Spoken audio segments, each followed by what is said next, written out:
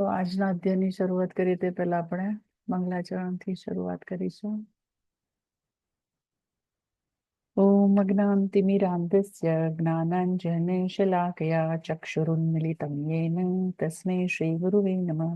શ્રી ચૈતન્ય મનોભીષ્ટં સ્થાપિतं येन ભૂતલે સ્વયં રૂપ કદા મह्यं દદાતિ સ્વપદાન્તિકં. વંદેહં શ્રીગુරු શ્રીયુતપદકમलं શ્રીગુરૂन् વૈષ્ણવાંશ્ચ श्रीरूपं साग्रजातं सगण रघुनाथान्वितं तं सजीवं साद्वैतं सावधूतं परिजनसहितं श्रीकृष्ण चैतन्यदेवं श्रीराधा कृष्णपादां सगुण ललिता श्रीविशाखान्वितांश्च.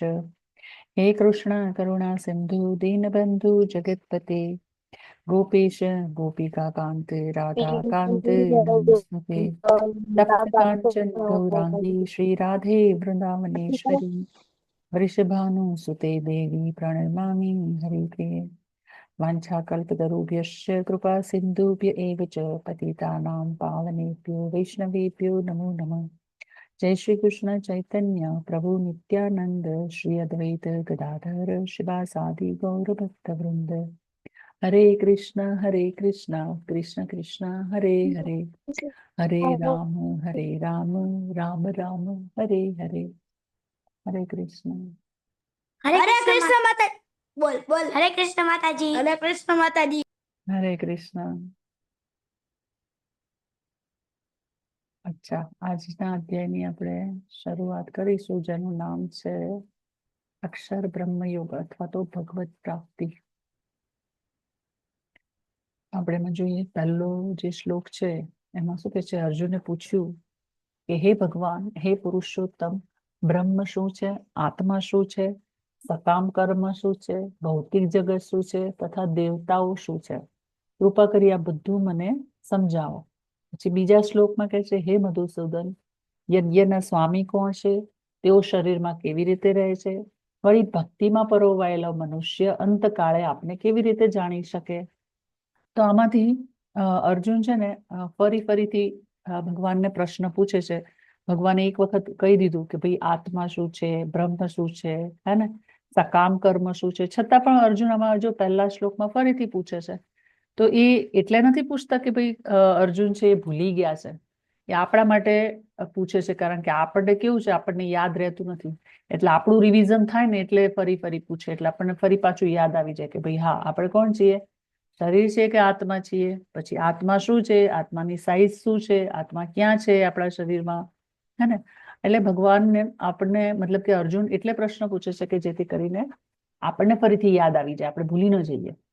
તો જો આમાં અર્જુન જે પૂછે છે એમાં બ્રહ્મ શું છે, ચલો આપણે ચર્ચા કરી હતી બીજા અધ્યાયમાં, યાદ હોય તો. બ્રહ્મ એટલે શું? હા બોલો વીર પ્રભુજી. બ્રહ્મ એટલે ભગવાનનાથી નીકળતી પ્રકાશ. બ્રહ્મમાંથી નીકળતો પ્રકાશ. હવે શું એવું હોય કે અર્જુનને યાદ ના હોય? એવું ના હોય, પણ આપણા માટે અર્જુન છે ફરી પ્રશ્ન પૂછે છે ભગવાનને. પછી આત્મા શું છે? હા જનત માતાજી બોલો. આપણે શરીર નથી, આપણે આત્મા છીએ. પછી આત્માની સાઈઝ કેટલી છે? વાળના અગ્રભાગના 10,000મો ભાગ. Very good. અને આત્મા ક્યાં આવેલી છે? હૃદયમાં. દરેક જીવના હૃદયમાં આત્મા હોય છે, રાઈટ. પછી સકામ કર્મ આપણે જોયું હતું ત્રીજા અધ્યાયમાં, કર્મયુગમાં. સકામ કર્મ એટલે શું? હે ને, આપણે 3 પ્રકારના કર્મો જોયા હતા, એમાં સકામ કર્મ પણ હતું. હા બોલો વીર પ્રભુજી. સકામ કર્મ એટલે સારા કરે. ઓકે, જનત માતાજી બોલો. સકામ કર્મ એટલે ભગવાનના કરવામાં આવતું કામ. સકામ કર્મ એટલે કે આપણે અત્યારે બધા કરી રહ્યા છે કર્મ, એ સકામ કર્મ છે કે જેમાં આપણને ફળની ઈચ્છા હોય છે અને આપણે કર્મ બંધનમાં બંધાઈ જઈએ છે. 99% લોકો જે છે બધા શું કરે છે? સકામ કર્મ કરે છે, હે ને, જેમાં ફળની ઈચ્છા રાખે છે કે હું કંઈક કરું તો એના બદલામાં મને કંઈક મળવું જોઈએ, તો એને સકામ કર્મ કહેવાય. હવે આમાં દેવતાઓ શું છે, ભૌતિક જગત શું છે, આ બધું ભગવાનને ફરીથી અર્જુન પ્રશ્ન પૂછે છે, જેના દ્વારા આપણું જ્ઞાન ફરીથી આપણને પાછું ભૂલાઈ ન જાય, આપણને ફરીથી યાદ આવે. પછી યજ્ઞના સ્વામી કોણ છે એ પણ પૂછે છે. પછી શરીરમાં તે કેવી રીતે રહે છે. હવે યજ્ઞના સ્વામી ભોગતારમ યજ્ઞ તપસ્યામાં આપણે જોયું તો કે યજ્ઞના ભોગતા ભગવાન શ્રી કૃષ્ણ જ છે, બરાબર. અને તે આપણા શરીરમાં કેવી રીતે રહે છે, તો આપણા શરીરમાં એ પરમાત્મા સ્વરૂપે રહે છે, હે ને. ભગવાન આપણા શરીરમાં ચતુર્ભુજ સ્વરૂપ જે પરમાત્માનું સ્વરૂપ છે એ રીતે આપણા દરેક જીવના હૃદયમાં ભગવાન રહેલે છે. અને ભક્તિમાં પરોવાયેલો મનુષ્ય અંતકાળે, મતલબ કે જે મનુષ્ય ભક્તિ કરતો હોય તો તેનું મૃત્યુ થાય તો તે કેવી રીતે અંતકાળે આપને કેવી રીતે જાણી શકે, મતલબ અંતકાળે એ આપનું નામ અથવા તો ભગવાનને કેવી રીતે યાદ કરી શકે. તો અર્જુન આવા બધા પ્રશ્નો આપણા માટે પૂછે છે. તો અહીંયા નેક્સ્ટ છે અંતકાલે ચ મામેવ સ્મરણ મુક્ત્વા કલેવરમ યહ પ્રયાતિ સમદ્ભાવમ યાતિ નાસ્ત્યત્ર સંશય. એટલે કે જે મનુષ્ય મૃત્યુ સમયે કેવળ મારું સ્મરણ કરતો શરીરને તજે છે તે તરત જ મારી પ્રકૃતિને પામે છે, એમાં લેશ માત્ર સંદેહ નથી. એટલે ભગવાન કહે છે કે જો અંત સમયે આપણે ભગવાનને યાદ કરીએ, ભગવાનનું સ્મરણ કરીએ, ભગવાનનું નામ લઈએ તો કોઈ ડાઉટ નથી કે આપણે ભગવત ધામ પાછા જઈશું અથવા તો ભગવાનને ધામમાં ગોલોક વૃંદાવન ધામમાં પહોંચી જઈશું, હે ને. જેમાં અહીંયા એક એક્ઝામ્પલ આપ્યું છે. કોનું છે ફોટો? આ ફોટો કોનો છે, કોઈને ખ્યાલ છે? બોલો જનક માતાજી. માતાજી, આ ફોટો અમરીશ મહારાજનો છે. આમાં હમ. શું હોતું હોય છે કે એમના છે ને 100 પુત્ર હોતા હોય છે. હરે એ કૃષ્ણ માતાજી, એક મિનિટ જનક માતાજી, આમાં અમરીશ મહારાજ નથી, આમાં ભીષ્મ પિતામહ છે. જો ફોટામાં હા દેખાય છે. માતાજી, મને યાદ છે. તો બી માતાજી, એમાં શું હતું કે એ યુદ્ધ થયું હતું અને ભીષ્મ પિતામહ સારા હતા, પણ એમને છે ને વચન લીધું હતું કે હર વખતે દુર્યોધનને એમનો સાથ આપશે.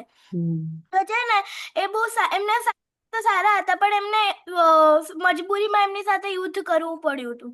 તો ત્યારે છે ને એમને 100 બાણ લાગ્યા હતા.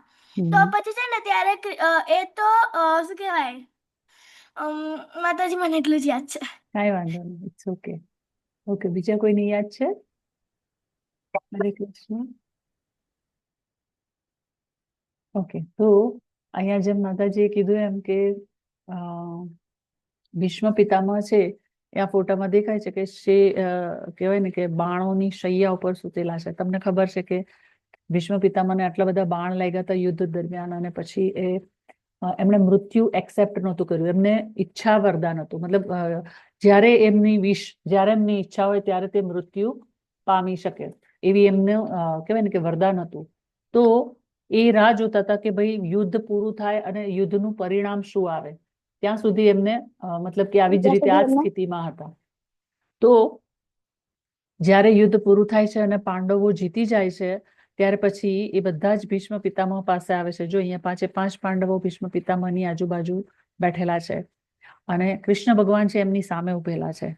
હવે જેમ અહીંયા લખ્યું છે ને કે અંતકાલે ચ મામેવ, મતલબ કે અંત સમય હોય ત્યારે જો કોઈ મને યાદ કરે તો તે ચોક્કસ ગોલોક વૃંદાવન ધામ મારી પ્રકૃતિને પામે છે અથવા તો મારા ધામમાં આવે છે, એવું કહેવાય. તો અહીંયા ભીષ્મ પિતામહ છે એ કૃષ્ણ ભગવાનના પરમ ભક્ત હતા. એ દુર્યોધન તરફથી એ યુદ્ધ કરતા હતા, એ એમની મજબૂરી હતી, કારણ કે એમણે પ્રતિજ્ઞા લીધી હતી કે ભાઈ હું હસ્તિનાપુરના રાજગાદી પર હું બેસીશ નહીં, પરંતુ હું હસ્તિનાપુરના રાજ્ય ઉપર જે પણ રાજા હશે એનો હું સાથ આપીશ, એવી એમની પ્રતિજ્ઞા હતી. એટલે પ્રતિજ્ઞા પૂર્ણ કરવા માટે એમને દુર્યોધનનો સાથ આપવો પડ્યો હતો અને પાંડવોથી વિરુદ્ધ એમને યુદ્ધ કરવું પડ્યું હતું. એ એમની મજબૂરી હતી. પરંતુ ભીષ્મ પિતામહ છે પોતાને લકી પણ સમજતા હતા, નસીબદાર. લકી મતલબ કે પોતે નસીબદાર સમજતા હતા કે સારું થયું કે હું યુદ્ધમાં પાંડવોની વિરુદ્ધ, એટલે કે જ્યાં અર્જુન જે રથ લઈને ઉભો છે અને કૃષ્ણ ભગવાન સારથી છે એમની વિરુદ્ધ ઓપોઝિટ હું ઉભો રહીને યુદ્ધ કરું છું. કારણ કે ભીષ્મ પિતામહને એવું હતું કે યુદ્ધ દરમિયાન કન્ટિન્યુઅસ મને સામે કૃષ્ણ ભગવાન દેખાય. જે પાંડવોની સાઈડથી યુદ્ધ કરે તો પછી કૃષ્ણ ભગવાન એમના ચહેરાની સામે ના હોય. તો એક રીતે તો ભીષ્મ પિતામહ છે એ પોતાને બહુ લકી સમજે છે કે પૂરા યુદ્ધ દરમિયાન એમને કૃષ્ણ ભગવાન એમની સામે નજરે દેખાતા હતા. એટલે કે ભીષ્મ પિતામહ છે એમના મૃત્યુ સમયે કૃષ્ણ ભગવાન એમની સામે જ છે. તો 100% એ શ્યોરિટી છે કે ભાઈ ભીષ્મ પિતામહ છે એ ભગવાનની પ્રકૃતિને પામેલા છે અથવા તો ભગવાનના ગોલોકધામમાં ગયેલા છે. ઓકે, અને અહીંયા તમને દેખાય છે નારદજી પણ છે, હે ને, ઘણા બધા છે. તો આ રીતે ભગવાન કહે છે કે અંત સમય જે લોકો જેવી પ્રકૃતિ મતલબ જેવા વિચારો કરશે, જેને યાદ કરશે, એવી રીતે એમને નેક્સ્ટ બર્થ અથવા તો એમની ગતિ થશે. ઓકે, અચ્છા, હવે અહીંયા ભગવાનની ભક્તિ કેવી રીતે કરવું એ સ્લાઇડમાં બતાવ્યું છે. ચલો બોલી જાઓ વન બાય વન. આમાં કેવી રીતે ભક્તિ કરવાની, ફોટામાંથી જ જોઈને બોલવાનું છે, હે ને? હા બોલો જનિત માતાજી. સાંભળવું એટલે આપણે ભગવાનના ભજન સાંભળીને કરી શકીએ. પછી જાપ કરવા એટલે આપણે ભગવાનના મંત્રનો હરે કૃષ્ણ મહામંત્રનો જાપ કરીને કરી શકીએ. પછી ભગવાનને યાદ કરીને એમનો પ્રસાદ ખાઈને એમની માળા બનાવીને અને એમના શું કહેવાય તુલસી પત્રમાં પાણી નાખીને. Very good. એટલે આ રીતે ભગવાનની ભક્તિ કઈ રીતે કરાય? તો ભગવાનની ભક્તિ આપણે દિવસ દરમિયાન આપણા ભૌતિક કાર્યો કરતા કરતા પણ કરી શકીએ છીએ. જેમ કે સાંભળવું, શ્રવણમ એ સૌથી પહેલું છે, શ્રવણમ. તો આપણે બધા, તમે અત્યારે બધા ભગવદ્ ગીતાનું જે ચર્ચા થઈ રહી છે તે તમે સાંભળી રહ્યા છો. તો એ પણ અત્યારે તમે 1 કલાક શું કરો છો? ભક્તિ કરો છો, હે ને? 8 થી 9 જે ક્લાસ ચાલે છે ને, જેમાં તમે લોકો જોડાવ છો, તો તમે 8 થી 9 છે સાંભળો છો, મતલબ કે તમે ભગવાનની ભક્તિ જ કરો છો. પછી જાપ કરવા, ભગવાનના નામનું જાપ કરવાનું, હે ને? 1 માળા થાય તો 1 માળા કરવાની, 1 થી વધારે થાય તો 1 થી વધારે માળા કરવાની. પછી સૂતા વખતે અથવા તો સવારે ઉઠીને પહેલા પણ આપણે ભગવાનને યાદ કરવા જોઈએ, પ્રે કરવું જોઈએ, ભગવાનને થેન્ક યુ કહેવું જોઈએ. પછી તુલસીને પાણી અર્પણ કરીને એ રીતે પણ ભગવાનની ભક્તિ થાય, ભગવાનને યાદ કરાય, ભગવાનને માટે ફૂલની સરસ માળા બનાવાય અને ભગવાનને ભોગ ધરાવીને. તો આ રીતે આપણે ભગવાનને યાદ કરી શકીએ છીએ દિવસ દરમિયાન. ઓકે, અહીંયા નેક્સ્ટ શ્લોક છે. યમ યમ વાપી સ્મરન ભાવમ ત્યજ્યન્તે કલેવરમ તમ તમે વૈતિ કૌંતેય સદા તદ્ભાવ ભાવિત. એટલે કે હે કુંતી પુત્ર, શરીરનો ત્યાગ કરતી વખતે મનુષ્ય જે ભાવનું સ્મરણ કરે છે તેવા જ ભાવને તે નિશ્ચિતપણે પ્રાપ્ત કરે છે. મતલબ મૃત્યુ સમયે જેને જે વસ્તુ યાદ આવતી હોય, જે વિચારો હોય, જે મનમાં ચાલી રહ્યું હોય ને, એવું એને નેક્સ્ટ બર્થ પ્રાપ્ત થાય અથવા તો એવી એને ગતિ પ્રાપ્ત થાય. તો એ આપણે અહીંયા એક એક્ઝામ્પલ પર જોઈશું. એક્ઝામ્પલથી કે અહીંયા એક ભરત રાજા છે. કોઈને આવડે છે સ્ટોરી? આવડે તો ચલો હા બોલો બોલો. જનક માતાને બધું યાદ છે, બોલો જનક માતા. માતાજી, આમાં શું હોય છે, આમાં એક ભરત નામના એક ઋષિ મુનિ હોય છે. એ છે ને બહુ ભક્તિ કરતા હોય અને તપ કરતા હોય છે. તો છે ને ત્યારે એ જ્યારે હવન કરતા હતા ને ત્યારે એમને એકદમ ન્યૂ બોર્ન હરણ દેખાણું હતું. તો એમને હરણ બહુ સુંદર લાગ્યું. તો એ હરણને પકડવા લાગ્યા અને છે ને ત્યાં પહાડ ઉપરથી ફિસલી ગયા. તો છે ને એમને પછી એમને પેટની તરહ રાખવા માંડ્યા. પછી છે ને એ એકવાર મતલબ ઉપર શું કહેવાય માઉન્ટેન ઉપર જતા હતા ને, તો ત્યારે એમનો પગ લપટી ગયો તો એ પડી ગયા અને એમને છેલ્લે હિરણ જ દેખાણું હતું. એમને બચાવવા માટે પડ્યા તો એમને હિરણ દેખાણું, તો પછી એ નેક્સ્ટ જન્મમાં હિરણ બન્યા હતા. ખૂબ સરસ ટ્રાય કરી છે જનક માતાજી. તો ભરત છે એ રાજા હતા, એ ઋષિ મુનિ નહોતા, પણ ભરત છે રાજા હતા, રાજ્ય કરતા હતા. પરંતુ એમને ભગવાનની ભક્તિ કરવી હતી, તપ કરવું હતું, અને એટલે એમણે એમનું રાજ્ય, પત્ની, બાળકો બધું જ છોડી દીધું હતું. બધું છોડીને જંગલમાં જતા રહ્યા હતા ભગવાનની ભક્તિ કરવા માટે, શાંત જગ્યાએ, એકાંત સ્થળે. તો આ રીતે જ્યારે એકાંત સ્થળે ભગવાનની ભક્તિ કરતા હતા, તો ત્યાં તેમણે જોયું કે એક હરણ જે છે, એટલે કે હિરની, અને માતા હરણ, એ ગર્ભસ્થ હતી અને એ ત્યાંથી જતી હતી અને એ ડરતી, મતલબ કે એને પાછળ કોઈ જંગલી જાનવર પડ્યું હોય એ બીકને લીધે પોતાનું જાન બચાવવા માટે એ દોડતી હતી.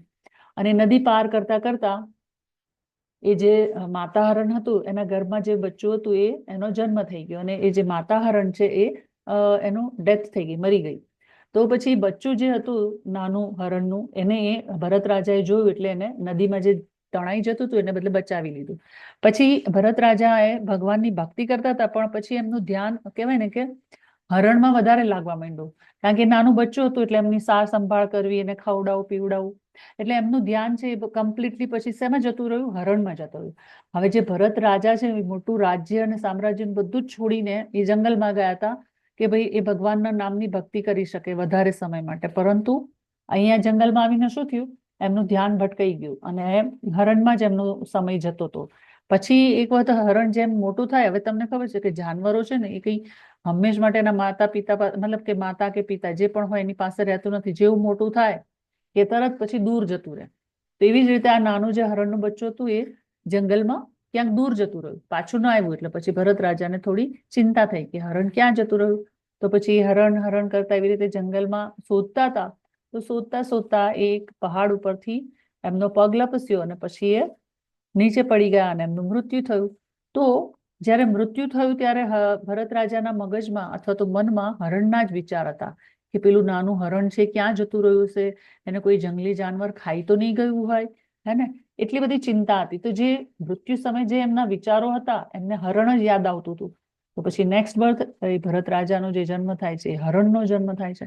તો સેમ વે આપણે મૃત્યુ સમયે મતલબ એવું ખબર નથી હોતી કે મૃત્યુ ક્યારે થાય, પરંતુ મૃત્યુ સમયે જેવા વિચારો આપણા મગજમાં હોય છે, મનમાં હોય છે, આપણને નેક્સ્ટ બર્થ એવો પ્રાપ્ત થાય છે. એના પરથી એક્ઝામ્પલ છે. ઓકે, પછી છે તસ્માત સર્વેષુ કાલેષુ મામુન સ્મર યુધ્ય ચ મય્યાર્પિત મનોર બુદ્ધિર મામે વૈશ્યસ્ય સંશય. એટલે કે તેથી હે અર્જુન, તારે સદા કૃષ્ણ રૂપમાં રહેલા મારું ચિંતન કરતા રહેવું અને તે સાથે જ યુદ્ધ કરવાનું તારું નિર્ધારિત કર્તવ્ય પણ કરવું જોઈએ. તારા કાર્યોનું મને સમર્પણ કરીને અને તારા મન તથા બુદ્ધિને મારામાં સ્થિર કરીને તું નિશ્ચિતપણે મને પ્રાપ્ત કરીશ. એટલે ભગવાન હવે જુદા જુદા રસ્તા બતાવે છે અર્જુનને અને એના દ્વારા આપણને પણ સમજાવે છે કે ભાઈ ભગવાનને પ્રાપ્ત કરવું હોય તો શું કરવાનું. તો ભગવાન કહે છે કે તારે મારું ચિંતન કરવાનું, મતલબ મનમાં છે એ કોને યાદ કરવાના? જેમ પેલા ભરત રાજા હરણનું ચિંતન કરતા હતા ને, સેમ તેવી જ રીતે આપણને ભગવાન કહે છે કે આપણે કૃષ્ણ ભગવાનનું ચિંતન કરવું જોઈએ હંમેશા, કે જેથી શું થાય ગમે ત્યારે મૃત્યુ આવે તો શું ફરક ના પડે. આપણી જે કહે ને કે નેક્સ્ટ બર્થ અથવા તો નેક્સ્ટ આપણી ગતિ છે ક્યાં જ થઈએ, મતલબ ક્યાં બર્થ થાય, અથવા તો ગોલોક વૃંદાવનમાં પણ જવાય. આપણે ભગવાનનું જે ચિંતન કરતા હોઈએ, હર હંમેશ ભગવાનનું ધ્યાન ધરતા હોઈએ, ભલે ગમે તે કામ કરતા હોઈએ, તો પછી અંત સમય શું થાય? ગમે ત્યારે મૃત્યુ આવે તો ચિંતા નહીં કે ભાઈ હા શ્યોરિટી છે કે આપણે કોઈ નીચી યોનિમાં આપણો જન્મ નહીં થાય. પછી ભગવાન કહે છે અર્જુનને કે તું ક્ષત્રિય છે અને તારો ધર્મ છે કે યુદ્ધ કરવાનું, અને એમાંય તે અધર્મની વિરુદ્ધ તો યુદ્ધ કરવું જ જોઈએ. એટલે ભગવાન કહે છે કે તું યુદ્ધ કર, તારું નિર્ધારિત જે કર્તવ્ય છે એ તું કર અને તારા કાર્યોને તું મને સમર્પણ કરી દે. મતલબ તું કાર્ય જે કરે છે એ મારા માટે કર, બરાબર? એવું કહે છે ભગવાન. અને મન તથા બુદ્ધિને મારામાં સ્થિર કરે. જેવી રીતે અહીંયા સ્લાઇડમાં બાજુમાં ફોટો બતાવ્યો છે કે પ્રહલાદ મહારાજ છે, એ પ્રહલાદ મહારાજ એકચ્યુઅલી દૈત્ય કુળમાં એમનો જન્મ થયો હતો, બરાબર? તો ત્યાં દૈત્ય કુળની જે ગુરુકુળ જે પેલી કહેવાય ને શિક્ષા ગ્રહણ કરવાની ગુરુકુળ હોય ત્યાં રાક્ષસોની, કે જ્યાં બધા રાક્ષસો શિક્ષા લેતા હોય, તો ત્યાં એ કેવી શિક્ષા લેતા હોય કે ત્યાં બધું ખોટું જ શીખવાડે, મારવું એકબીજાને, જુઠ્ઠું બોલવું, ચોરી કરવી, હે ને? રાક્ષસોની ગુરુકુળ કેવી હોય એવી જ હોય ને. તો પણ પ્રહલાદ મહારાજ તો એમાં ભણતા નહોતા, ધ્યાન નહોતા આપતા, પરંતુ જેવી ક્યાંય ત્યાં બ્રેક હોય કે તરત જ પછી બધા જે રાક્ષસો બાળકો બધાને ભેગા કરીને પછી શું કરતા હતા? ભગવાનની ભક્તિ કરતા હતા. જો કીર્તન કરે છે, હાથ ઉપર કરીને ભગવાનના નામનું જાપ કરે છે, કીર્તન કરે છે, અને એવી રીતે બીજા બાળકોને પણ એવી રીતે શીખવાડતા હતા. મતલબ પ્રહલાદ મહારાજ છે સતત ભગવાનનું ચિંતન કરતા હતા. સેમ વે આપણે પણ શું કરવાનું છે કે ગમે તે કાર્ય કરતા હોઈએ છતાં પણ આપણે ભગવાનનું ચિંતન હંમેશા કરતા રહેવું જોઈએ. તો આપણે આપણી ભક્તિ સેવાઓ ક્યારે અને ક્યારથી શરૂ કરવી જોઈએ? ચલો તમે કહો, આપણે ભક્તિ ક્યારથી શરૂ કરવી જોઈએ? ભગવાનની ભક્તિ કોઈ છે નહીં એજ લિમિટ? યસ વીર પ્રભુજી બોલો. માતાજી આપણે ભગવાનની ભક્તિ નાનપણથી જ કરવી જોઈએ. ભગવાનની ભક્તિ જ્યારથી ખબર પડે ત્યારથી. તમને અત્યારથી ખબર પડી ગઈ છે, હે ને? એટલે તમે અત્યારથી ભગવાનની ભક્તિ શરૂ કરી દીધી છે, તો બાળપણથી જ કરવી જોઈએ. એટલે કે જ્યાંથી ખબર પડે, જેમ કે તમને ખબર છે શીલા પ્રભુપાદે પણ બાળપણથી જ ભગવાનની ભક્તિ કરતા હતા, હે ને? તો એવી જ રીતે જ્યારથી ખબર પડે ત્યારથી, અને બાળપણમાં જ જો ખબર પડી જાય તો સૌથી બેસ્ટ. બાળપણથી જ આપણે ભગવાનની ભક્તિ શરૂ કરવી જોઈએ. એના માટે એજ રાહ નહીં જોવાની કે હું 25 વર્ષનો, 50 વર્ષનો, 60 વર્ષનો, અથવા તો હું વૃદ્ધ થઈશ ત્યારે, અથવા હું રિટાયર થઈશ ત્યારે. કારણ કે અત્યારે તો કોઈ શ્યોરિટી જ નથી, હે ને? કોનું ક્યારે મૃત્યુ થઈ જાય ખબર જ નથી હોતી. તો પછી ભગવાનની ભક્તિ માટે રાહ નથી જોવાની કે ભાઈ મને આટલા વર્ષ થાય. જ્યારથી ખબર પડે ત્યારથી, અને બાળપણથી શરૂ થાય તો સૌથી શ્રેષ્ઠ. તો બાળપણથી જ આપણે ભગવાનની ભક્તિ કરવી જોઈએ. તો આ રીતે ભગવાનની ભક્તિ કેવી રીતે કરવાની છે? હરે કૃષ્ણ મહામંત્રનો જાપ કરીને. હરે કૃષ્ણ કૃષ્ણ કૃષ્ણ હરે હરે, હરે રામ રામ રામ હરે હરે. ઓકે, પછી નેક્સ્ટ છે અભ્યાસ યોગ યુક્તેન ચેતસા નાન્યગામિના પરમ પુરુષમ દિવ્યમ યાતિ પાર્થાનું ચિંતયન. એટલે કે હે પાર્થ, જે મનુષ્ય પોતાના મનને મારું સ્મરણ કરવામાં સદા મગ્ન રાખીને અવિચળ ભાવથી પૂર્ણ પુરુષોત્તમ પરમેશ્વર રૂપે મારું ધ્યાન કરે છે, તે નિશ્ચિતપણે મને પ્રાપ્ત કરે છે.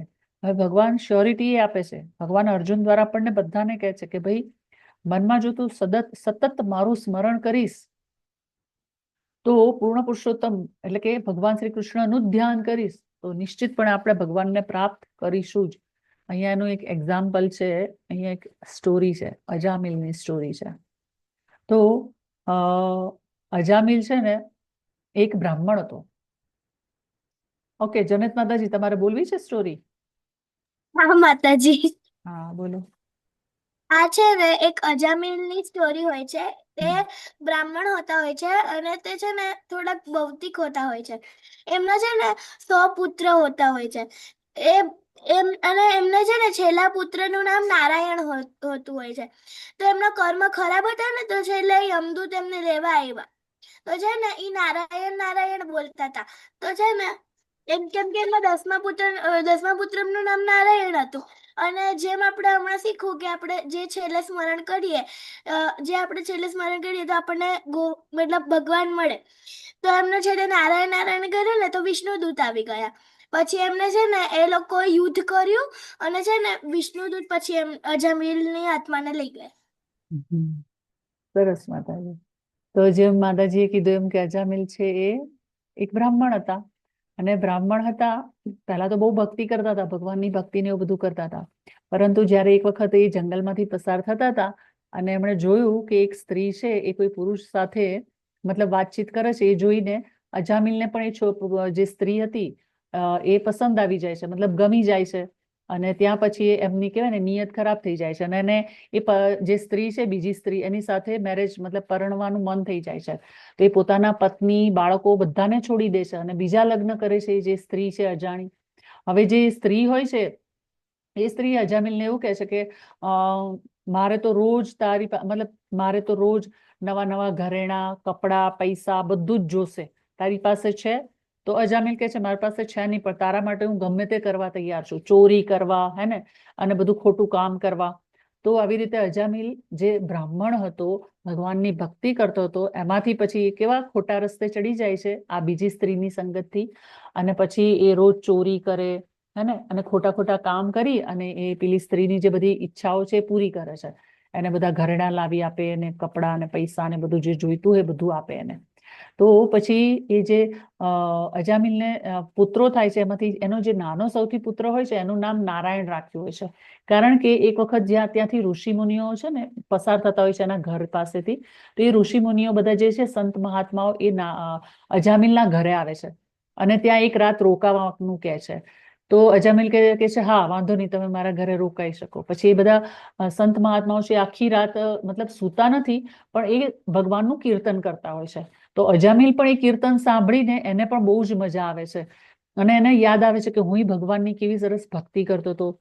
પછી બીજા દિવસે સવારે જ્યારે એ બધા બ્રાહ્મણો અને સંતો બધા જે છે એ અજામિલના ઘરેથી જ્યારે નીકળે છે, તો અજામિલને કહે છે કે તારું જે આવનાર સંતાન જે છે એનું નામ તું નારાયણ રાખજે. અને પછી એટલે અજામિલ છે એના જે નાનો પુત્ર હોય છે એનું નામ નારાયણ રાખે છે. અને પછી જ્યારે અજામિલ વૃદ્ધ થઈ જાય છે ત્યારે બીમાર થઈ જાય છે. અને બીમાર થઈ જાય એટલે દવાઓ, પાણી બધું જોઈતું હોય ને, તો એનો જે નાનો પુત્ર હોય એને જ બોલાય કરે, નારાયણ મને પાણી આપ, નારાયણ મને દવા આપ, હે ને, મને જમવાનું આપ. તો એ નારાયણ નારાયણ કરે છે. અને એવું સમય જ્યારે અંત સમય આવે છે ને આવી રીતે નારાયણ નામ લે છે, તો જેમ માતાજીએ કીધું એમ વિષ્ણુના દૂતો આવી જાય છે અને ત્યારે યમના દૂતો પણ આવે છે. તો યમના દૂતો અને વિષ્ણુના દૂતો વચ્ચે ફાઇટિંગ થાય છે ને એમાં યમના દૂતો હારી જાય છે, પાછા યમલોક જતા રહે છે અને યમરાજને કહે છે કે અમે તો લેવા ગયા હતા પણ ત્યાં તો નારાયણના દૂતો આવી ગયા. તો પછી યમરાજ પૂછે છે બધા એ દૂતને કે એ જે છે અજામિલ એ છેલ્લા સમય મૃત્યુ સમયે મતલબ શું બોલતો હતો? તો કે એને નારાયણ નારાયણ કરીને એના છોકરાને બોલાવતો હતો. તો જે યમના દૂતો જે છે એ યમરાજ એવું કહે છે કે જે પણ મનુષ્ય અંત સમયે જો ભગવાનનું નામ લે, નારાયણ મતલબ ભગવાનનું નામ થયું ને અજાણ્યાથી, કારણ કે અજામિલને ખબર નહોતી કે ભાઈ નારાયણ છે, હું ભગવાનનું નામ લઉં એટલે નારાયણના દૂતો આવે.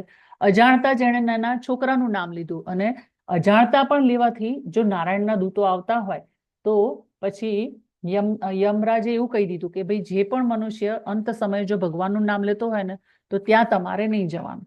તો આવી રીતે અજામિલ છે એને બચાવી લે છે અને નારાયણના દૂતો પછી એને છોડી દે છે. મતલબ કે એનો મૃત્યુનો સમય નથી નજીક આવેલો હતો, એના માટે હજુ અમુક વર્ષો જીવવાના બાકી હોય છે, એટલે નારાયણના દૂતો પણ પાછા જતા રહે છે. પછી અજામિલને રિયલાઇઝ થાય છે અને પછી એણે ભક્તિ શરૂ કરી દે છે કે મેં મારો સમય જે છે જીવનનો એ કેટલો ખરાબ રીતે મતલબ કેટલા ખોટા કામ કર્યા, એને બધું રિયલાઇઝ થાય છે. જ્યારે એને એક ચાન્સ મળે છે, મૃત્યુ નથી થતું અને બધા પાછા જતા રહે છે નારાયણના દૂતો. પછી ફરીથી ભગવાનની કન્ટિન્યુઅસ કહેવાય ને કે એકાંત સ્થળે જતા રહે છે અને ભગવાનની ભક્તિ શરૂ કરી દે છે. અને પછી જ્યારે એનું મૃત્યુ થાય છે ત્યારે કોણ આવે છે? નારાયણના દૂતો આવે છે અને એમને આવું સરસ જો વિમાન છે ને, જેમ પેલું પુષ્પક વિમાન હતું ને આપણે રામાયણમાં જોયું હતું, એવા સરસ વિમાનમાં બેસાડી અને આ અજામિલ છે જે સામે વ્હાઈટ ધોતી પહેરેલી છે એ અજામિલ છે અને એને ભગવાનના દૂતો છે લઈ જાય છે વૈકુંઠ ધામ. તો આ રીતે અંત સમયે ભગવાનનું નામ જો યાદ રહે અથવા તો ભગવાનનું નામ આપણે ચિંતન કરીએ ભગવાનના નામનું, તો અવશ્ય આપણને ભગવાનનું ધામ પ્રાપ્ત થાય છે. ઓકે. કવિમ પુરાણ માનુષા સિતાર મણોરણીયા સમ નુસ્મદ વેદ્ય સર્વસ્ય દાતાર મંચિંત્ય રૂપમ માદિત્ય વર્ણમ તમસ પરસ્તાત. એટલે કે મનુષ્ય પરમ પુરુષનું ધ્યાન સર્વજ્ઞ પુરાતન નિયતા લઘુતરથી પણ લઘુત્તમ, સર્વના પાલન કરતા, સમસ્ત ભૌતિક કલ્પનાથી પર અચિંત્ય તથા જેવું હંમેશા એક વ્યક્તિ છે તે તરીકે કરવું જોઈએ. તેઓ સૂર્ય સમાન તેજસ્વી છે, દિવ્ય છે અને ભૌતિક પ્રકૃતિથી પર છે. મતલબ કે ભગવાન કેવા છે? એક વ્યક્તિ સ્વરૂપ છે, તેમનું સુંદર શ્યામ સુંદર મુરલી મનોહર સ્વરૂપ છે ભગવાનનું. અને એવા દિવ્ય સ્વરૂપને ભગવાનને આપણે યાદ કરવા જોઈએ, એમની ભક્તિ કરવી જોઈએ અને એમના નામનું ચિંતન કરવું જોઈએ. ઓકે. પછી નેક્સ્ટ શ્લોક છે મામુપેત્ય પુનર્જન્મ દુઃખાલયમ શાશ્વતમ નાપનુવંતી મહાત્માન સંસિદ્ધિ પરમાગતા. એટલે કે મને પ્રાપ્ત કર્યા પછી મહાપુરુષ કે જેઓ ભક્તિ યોગી છે તેઓ દુઃખમય એવા આ ક્ષણભંગુર જગતમાં કદાપી પાછા આવતા નથી, કારણ કે તેમને પરમ સિદ્ધિ પ્રાપ્ત કરી હોય છે. જેમ કે ફોર એક્ઝામ્પલ શ્રીલા પ્રભુપાદ હે ને, શ્રીલા પ્રભુપાદ છે એમણે આખું જીવન શું કર્યું? ભગવાનની ભક્તિ કરી, ભગવાનના નામનો પ્રચાર કર્યો, ભગવાનની ભક્તિનો પ્રચાર કર્યો, કેટલા બધા મંદિરો બંધાવ્યા હે ને, કેટલા બધા શિષ્યો બનાવ્યા. તો આ રીતે આવા જે છે મહાપુરુષો એ ભગવાનને પ્રાપ્ત થાય છે, ભગવાનની ભક્તિ કરે છે કન્ટિન્યુઅસ, તો એ ભગવાનના ધામને પ્રાપ્ત થાય છે. નેક્સ્ટ. અચ્છા, ભગવાન કોણ છે? ચલો આ ફરીથી રિવિઝન આવે છે, આપણે રોજ રિવિઝન આવે છે ને. ભગવાન કોણ છે? શું છે નામ ભગવાનનું?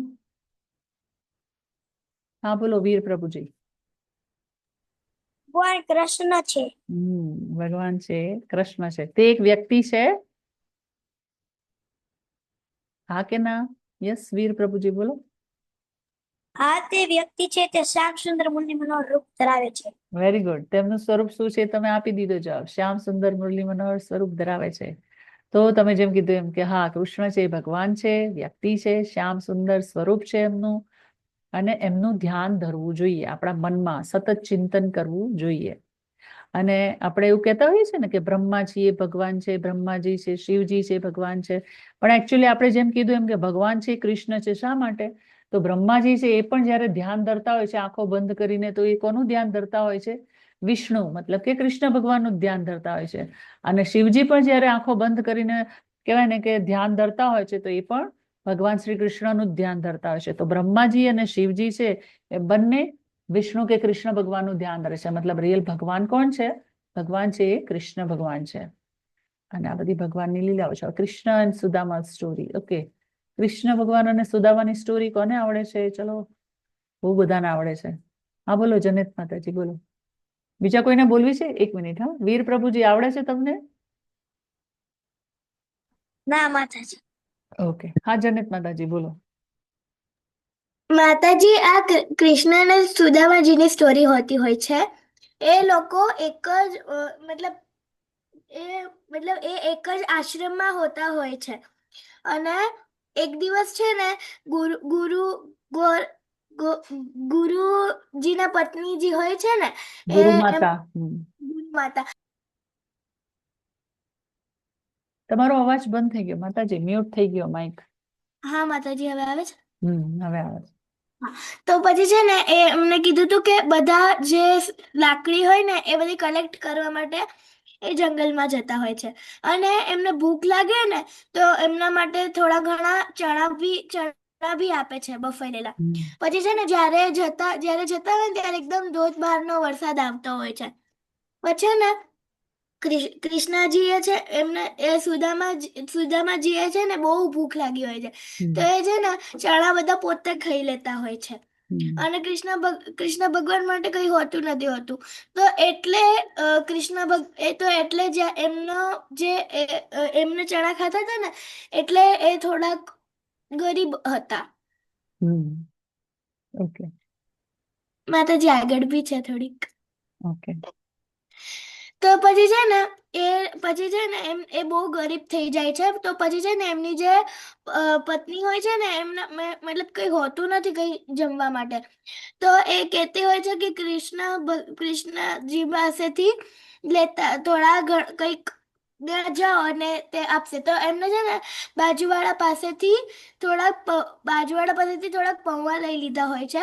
તો જ્યારે જાય છે ને તો ત્યારે કૃષ્ણ ભગવાન એમને ત્રણ લોક આપે છે. પૃથ્વીલોક,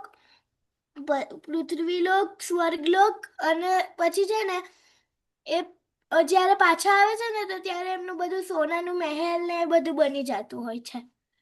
ઓકે માતાજી, તમે ઘણી સરસ ટ્રાય કરી હતી. શરૂઆતમાં બધું બરાબર હતું કે ભાઈ કૃષ્ણ ભગવાન અને સુદામા બંને ગુરુકુળ સાંદીપની ઋષિના આશ્રમમાં એ શિક્ષા ગ્રહણ કરવા માટે જાય છે.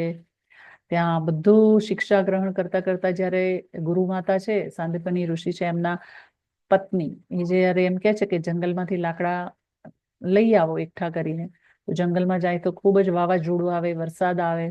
તો પછી બંને ઝાડ ઉપર ચડી જાય છે. ઝાડ ઉપર ચડી જાય છે તો સુદામા પાસે, જેમ કે કીધું માતાજી એમ, ચણા હોય છે જે ગુરુ માતાએ આપેલા હોય છે ભૂખ લાગે તો ખાવા માટે. તો સુદામાને એવું થાય છે કે કૃષ્ણને તો ભૂખ લાગી નથી, જો એને ભૂખ લાગી હોય તો હમણાં મારી પાસે માંગે, પણ એને મારી પાસે નથી માંગ્યા, તો લાવ ને, મારી પાસે ચણા છે તો હું બધા ખાઈ જાઉં.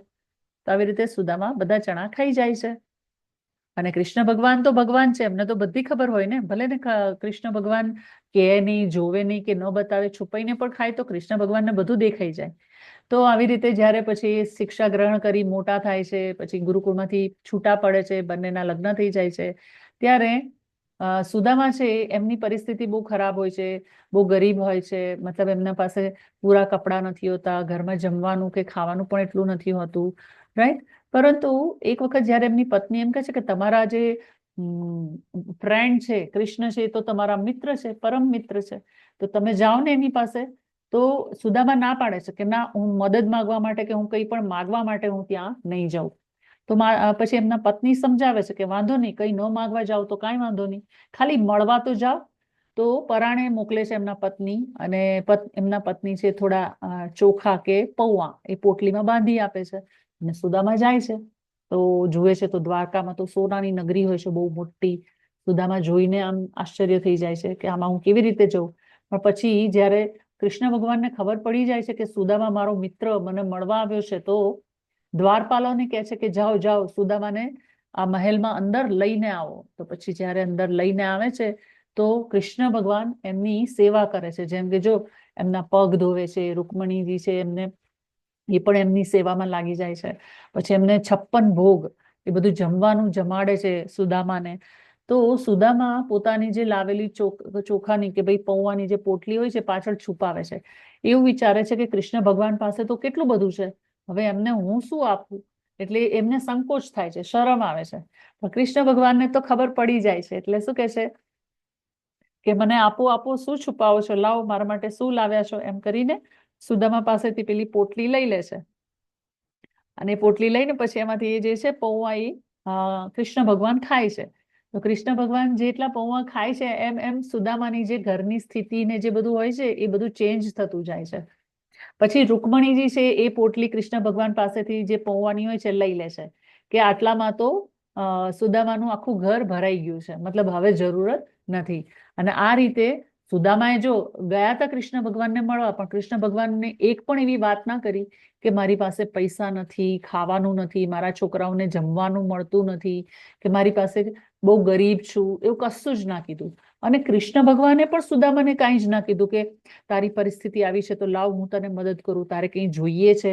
બંને એકબીજાને કાંઈ ન કીધું, પણ છતાં બંને એકબીજાનું, મતલબ કે કૃષ્ણ ભગવાન છે એ તો ભગવાન છે, એમને તો બધી ખબર પડી જાય. તો ભગવાને વગર માગે પોતાના ભક્તનું કેવું ભલું કર્યું કે એમની પરિસ્થિતિ જાણી ગયા. અને એમણે એમના માટે કહેવાય ને કે એ જ્યારે સુદામાજી પાછા જાય છે ત્યારે એમનું જે ઘર હોય છે મહેલ જેવું સરસ બની જાય છે. એમની પત્નીના સરસ કપડાં હોય છે, બધા છોકરાઓ એમના હોય છે, એમને પણ સરસ કપડાં હોય છે, અને ઘર આખું મતલબ ચેન્જ થઈ જાય છે. તો એ કૃષ્ણ ભગવાનની કૃપાથી. તો ભગવાન છે એમના ભક્તોની ખૂબ દેખભાળ રાખે છે, મતલબ એમનું ખૂબ ધ્યાન રાખે છે ભગવાન.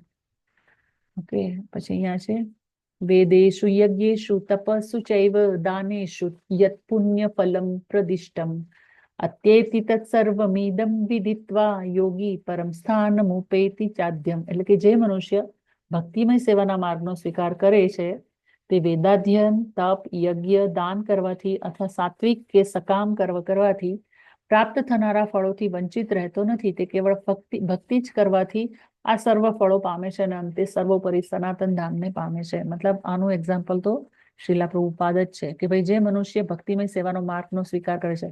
તો આપણને ખબર છે કે શ્રીલા પ્રભુપાદે છે ઇસ્કોનની સ્થાપના કરી અને કેટલા બધા મંદિરો બંધાવ્યા. ભગવાનની ભક્તિનો પ્રચાર આપણા ઇન્ડિયામાં પણ કર્યો અને પાશ્ચાત્ય દેશોમાં જઈને પણ કર્યો. તો શ્રીલા પ્રભુપાદને કોઈ તપ, યજ્ઞ કે દાન કરવાની જરૂર ના પડી. કેમ? કારણ કે એમણે ફક્ત ભક્તિની સેવા કરી, મતલબ ભક્તિમય સેવા જ કરી અને એમનાથી એમણે પરમ પદ પ્રાપ્ત કર્યું. હે ને, ભક્તિમાં એ ટોચ ઉપર પહોંચી ગયા અને એમણે સનાતન ધામ, ભગવાનના ધામ પ્રાપ્ત કરી લીધું. તો ભગવાન એવું કહે છે કે ભાઈ જે મનુષ્ય ભક્તિની સેવા કરતો હોય, ભક્તિમય સેવા જે કરતો હોય, એને ન તો તપ કરવાની જરૂર છે, નથી યજ્ઞ કરવાની જરૂર, કોઈ દાન કરવાની જરૂર નથી, કોઈ સકામ કર્મ કરવાની જરૂર નથી. હે ને, એ તો ભગવાનના સનાતન ધામને પ્રાપ્ત કરે છે. તો આ સાથે આજનો અધ્યાય છે એ પૂર્ણ થાય છે. વાંછાકલ્પતરુભ્યશ્ચ કૃપા સિંધુભ્ય એવ ચ પતિતાનાં પાવનેભ્યો વૈષ્ણવેભ્યો નમો નમઃ. અનંત કોટિ વૈષ્ણવ વૃંદ કી જય. શ્રીલા પ્રભુપાદ કી જય. સદગુરુ દેવ કી જય. જય શ્રી કૃષ્ણ ચૈતન્ય પ્રભુ નિત્યાનંદ શ્રી અદ્વૈત ગદાધર શિવાસાદિ ગૌર ભક્ત વૃંદ. હરે કૃષ્ણ કૃષ્ણ કૃષ્ણ હરે હરે, હરે રામ રામ રામ હરે હરે. હરે કૃષ્ણ. હરે કૃષ્ણ માતાજી.